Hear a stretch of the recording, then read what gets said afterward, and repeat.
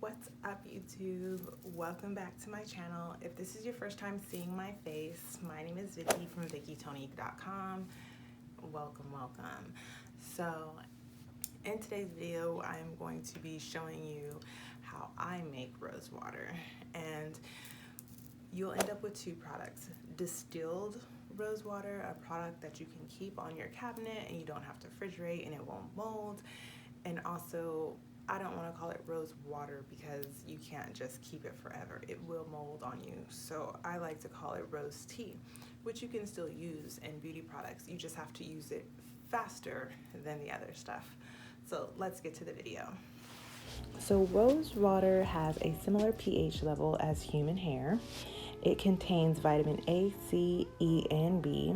It softens the hair because it's free of minerals that won't build up. It reduces dandruff, adds shine, and decreases frizz. It's also an anti-inflammatory, so it can help the scalp with such conditions like eczema or psoriasis.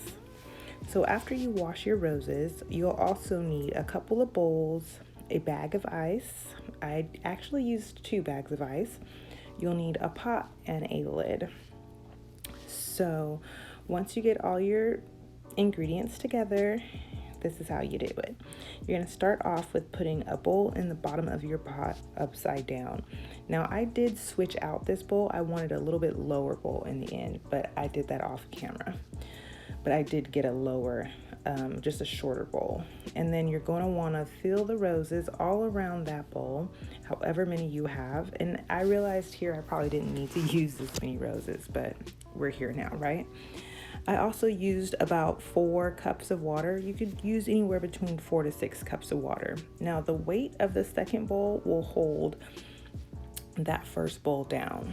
And then you put your top upside down. You want the lid to be inside that bowl, and then you put your ice bag on the top, and that's it. You're ready to go. I turn my eye on low and let that simmer, and as you can see, the condensation will just drip down into that second bowl.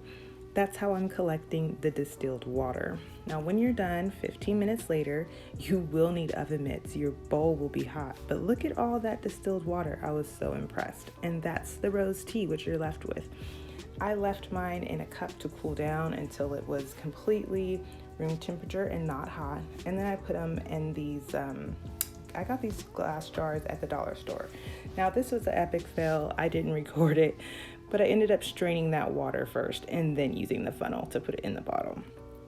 And that's my rose tea. Now, if you are going to keep this longer than a day, definitely put it in the refrigerator. It will keep in the refrigerator for about 6 months. And the other bottle is my distilled rose water. Okay guys, so in the end, we were left with 2 different rose waters. We had the clear one, which is the distilled rose water. So this you can leave out on your counter.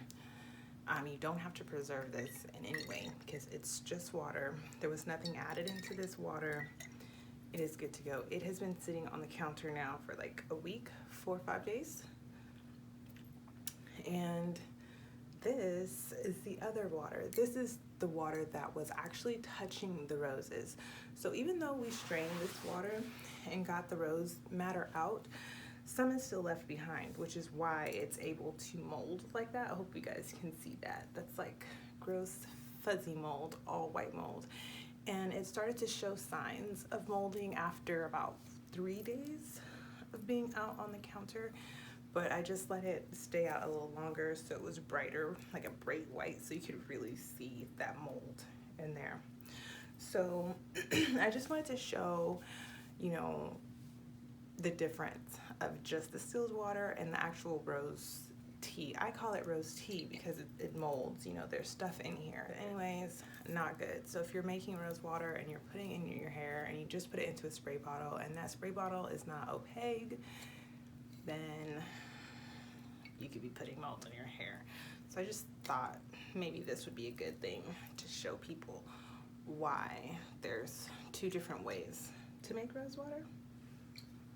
And also, just so you know, My braid out today is actually a 3-day-old braid out, or should I say I had the braids in my hair for 3 days, so it's super frizzy, super defined.